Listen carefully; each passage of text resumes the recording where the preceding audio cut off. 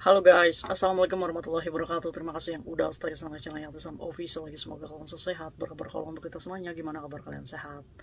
Alhamdulillahirabbil alamin guys, semua waras. Masya Allah guys, doakan yang lagi sakit Allah sehatkan, teman guys yang berjuang di rumah majikan tentunya diberikan kekuatan sampai finish. Teman guys yang bahagia juga tentunya jangan lupa bersyukur. Angkat gelas kalian yang puy, wis masya Allah. Ini guys laica, enak ini cuy. Masya Allah, mantapnya hidup. Wes, kita bahas apa? Wes, bahas itu aja Kaisam. Yang orang jualan di jembatan 1000 Bidadari itu diangkutin. Waduh, Kaisam itu ngitung berapa ruginya ya. Jangan salah Kaisam. Hari ini rugi, minggu depan untung lagi. Wes, makanya ya, nggak berhenti-berhenti orang jualan. Ada yang nanya, Kaisam, jadi yang salah tuh yang belinya apa yang jualnya? Ya sama-sama salah ya. Mereka juga udah nyadar kalau mereka itu salah, tapi dilakuin karena apa? Ya karena saling membutuhkan ya cuy ya. Ada yang ngomong, Kaisam, kalau saya nggak beli di makanan mbak-mbak itu, saya nggak punya duit untuk beli makan di restoran. Ya kan? Ini pengakuan dari yang belinya nih. Karena nggak mau disalahin, ya kan? Jualannya, kalau nggak ada kita yang jualan, Kaisam, mereka nggak punya duit buat beli makan. Jadi mereka ini adalah orang-orang yang saling mengisi kekurangannya, ya kan? Hukum permintaan coy, semakin banyak yang barang itu dikarenakan jumlah permintaan yang meningkat. Apalagi sekarang pasca covid ya, jembatan 1000 Bidadari itu udah full, udah di booking sama domestic helper dari ujung sana sampai ujung sana, CC semua, dari Kabupaten Indramayu, Kabupaten apa namanya, NTT, Kabupaten Jawa Tengah, wes semuanya buka lapak. Ada yang jualan bakso pentol 1 kilo, ada yang jualan nasi lengkoh, ada yang jualan apa lagi, risol dan lain-lain. Nah kebetulan hari ini sweeping ya cuy ya. Kena deh lu, biasanya kan Pade itu kan ngangkut, Pade itu kan nggak mau berat-berat ya. Biasanya kan Pade ini pro sama kalian itu. Tutup, tutup, tutup. Iya kan biasanya kan pade-pade kayak gitu kan. Nah sekarang kecolongan nih coy, 3 lapak diringkus semua sama pade. Ini sweepingnya ya, kayak saya melihat ada bagian imigrasinya ya. Nah ini makanya kenapa pade itu gredeg, kalian itu jadinya kena. Biasanya kalian itu nggak lengah ya, kenapa hari ini lengah? Jadi kan orang-orangnya pada video gitu kan. Aduh Kaisam jadi ngitung berapa ruginya. Ayo kita bahas dari saksi mata yang ada di situ, yang sedari pagi sampai sore ini ada di jembatan 1000 Bidadari. Video Kaisam bahas ini dong. Ya Allah Gusti, pekerja migran lagi. Akhirnya Kaisam chat, kejadian apa hari ini di jembatan 1000 Bidadari, wahai bidadari? Langsung ditelepon sama algojonya, mongkok, Kaisam laporan. Kaisam punya mata-mata. Iya, kejadian apa itu? Kenapa kok bisa kelolosan kayak gitu? Oke Joy, jadi dari jam 10 pagi sebenarnya Pade ini udah sweeping. Ya biasalah, ada tuh yang kena 1, 2, tapi nggak sebanyak itu. Cuma ini kejadiannya udah sore hari, di hari ini ya, di hari Minggu tanggal berapa ini Joy? Kaisam lihat tanggalan dulu, tanggal 26 Mei. Nah ini sweeping ya Joy ya. Awalnya ini kan jam 10 kan udah kelintar-kelintar biasa ya Pade ya. Nah ini kejadiannya di sore hari katanya cuy. Orang jualannya ini kepergok. Awalnya biasanya ini kan Pade ini naik tangga ya. Kalau misalkan naik tangga ini pasti ada yang teriak sambu sambu. Kalau ada yang teriak sambu sambu berarti awas itu ada Pade Pade. Wis pada langsung ini gerak cepat tutupin dagangannya. Shhh, ada yang lari. Aduh pentol saya jualan 1 kintal. Ya kan diselamatkan, jangan sampai digerebek ya kan, kasihan itu kan modal ya kan. Nah ini terjadinya di jam 3. Ini Pade tiba-tiba naik lift cuy, biasanya pakai tangga, itu naik lift katanya. Awalnya ini bagian imigrasi yang pakai baju biasa aja, adalah tuh di depan lapaknya mereka. Di situ di tikungannya cuy ya, itu kalau dihitung itu 3 lapak katanya Kaisam. Jadi punya 3 orang ya lapaknya di situ. Bener nggak? Ini dari saksi loh di situ. Nah itu jualan risoles, jualan apa? Jadi biasanya itu anak-anak paper, anak-anak overstay biasanya tuh pada masak-masak ya, kreasi tata boga dijualin sama kalian gitu, ya kan? Iya Kaisam saya bersyukur sama anak-anak paper sama oversight. Loh kenapa? Kalian mendukung mereka tinggal di sini lebih lama? Ya soalnya saya nggak punya duit Kaisam buat makan. Ini kan kadang angel ya, angel, manusia angel. Akhirnya apa? Imigrasi itu ada di depan. Ketahuan dia lagi transaksi. Akhirnya apa? Nggak lama, kurebek itu puluhan pade datang, ringkus. Pade udah bawa kresek hitam ngangkutin barangan makanan kalian. Kaisam kok ketawa, nggak ada iba-ibanya. Ya gimana, harus iba, orang kaliannya aja nggak mau dikasihani gitu, nggak mau mengasihani diri sendiri gitu kan. Kalian tuh seolah-olah tuh punya jembatan itu punya kalian gitu, semuanya tuh tunduk termasuk Pak D ya kan.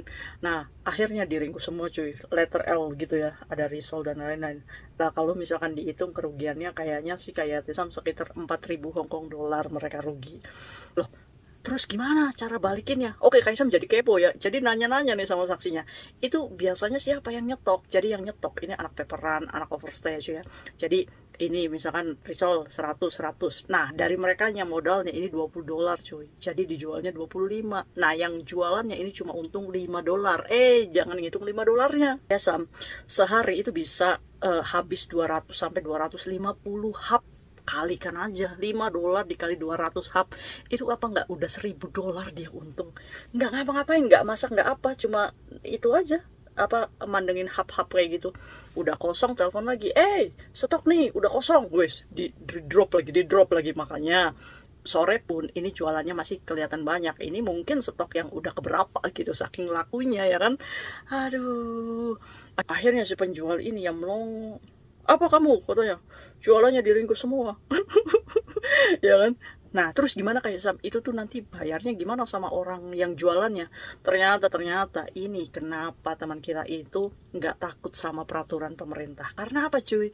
Karena si Pade ini kan udah tahu ya, paham ya, kalau misalnya si Cece ini jualan, sekali lagi di jembatan 1.000 bidadari itu algojonya itu banyak cuy. Kalau 1-2 Pade itu akan kalah. Nah contoh, Pade ini udah sweeping nih, ambilin tuh barang dagangannya. Padenya itu jalan dulu kemana gitu. Nah ini dagangan ini udah diambil lagi.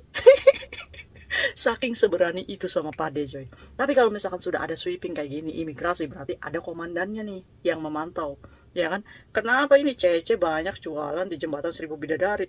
Kok apa namanya yang diangkut cuma sate 1 ember aja nih.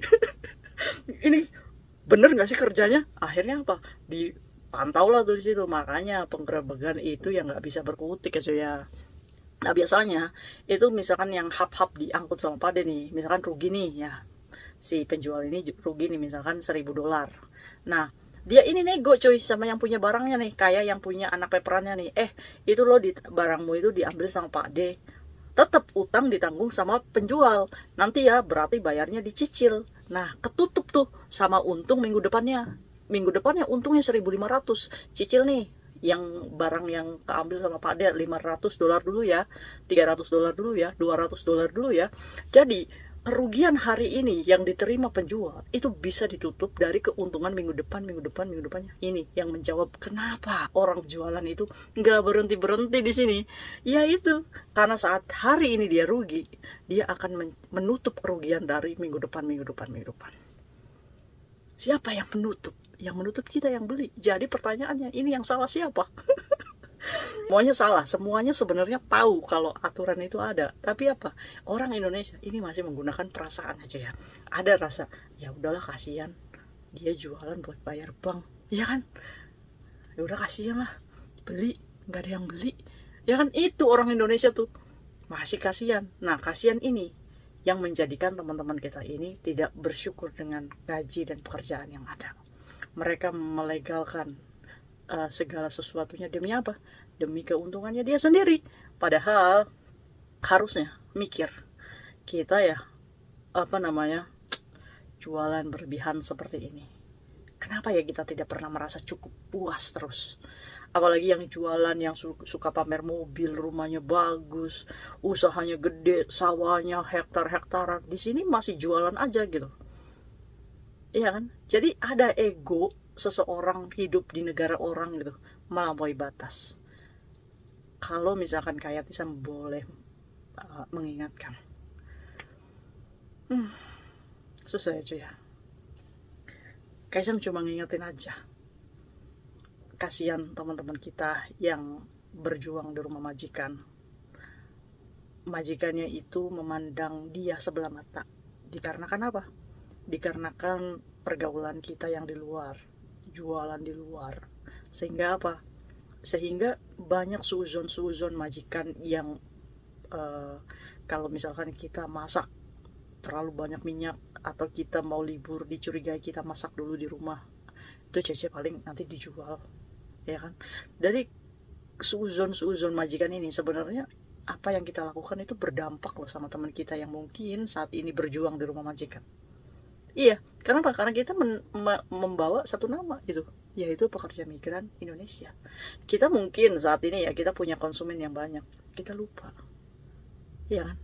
Ada teman kita yang berjuang di rumah majikan, dijolimi sama majikan, dikarenakan sudut pandang majikan yang sudah menilai domestic helper itu jelek.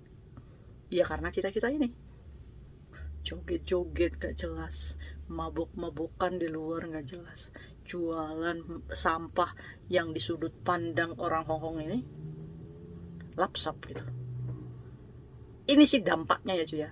Kalau misalkan bicara kesalahan sama peraturan, sebenarnya kalian tuh sebenarnya sudah pada tahu, cuma kalian itu ngegelo, kalian itu selalu memiliki excuse sendiri gitu, memiliki alasan sendiri untuk membenarkan tindakan kalian. Orang saya jualan, Kaisa membantu dia makan nasi pecel. Saya Kaisa jualan ngebantu dia makan nasi lengko, ya kan? Terusnya yang belinya, iya Kaisa saya kebantu, jadi saya bisa makan ayam penyet. Kan susah ya cuy ya. Karena apa? Karena mereka yang ada di lingkungan itu adalah orang-orang yang sama-sama mensupport dan tidak mematuhi peraturan Hongkong. Jadi kita berbicara sama orang-orang seperti ini sebenarnya moyung, nggak ada gunanya. Apalagi teman-teman kita didomplengi sama anak-anak paperan, anak-anak overstay yang berjualan, yang dia mencari uang supaya bisa bertahan hidup. Sadar nggak? Dari kita makan makanan itu, secara tidak langsung kita mensupport anak-anak overstay untuk tinggal lebih lama di sini. Kita mensupport teman-teman kita untuk menjadi anak paperan. Karena apa? Saat mereka masak makanan itu, mereka punya penghasilan di sini, sehingga dia lupa pulang. Kaisam cuma ngingetin itu aja. Jadi tegurannya apa Kaisam? Kembalikan kepada diri kita. Kalau kita bisa menyadarkan mereka untuk segera pulang, ya sudah, kita cari makanan yang ngejangkau aja gitu. Kaisam bosen Kaisam makan KPJ sama makai dia aja, bosen Kaisam. Kembali lagi pilihan kamu ya. Kalau bisa sih, ya sebisa mungkin lah, ya kalian bisa lah cari makanan di mana supaya teman kita itu tidak over gitu dalam berjualan ya.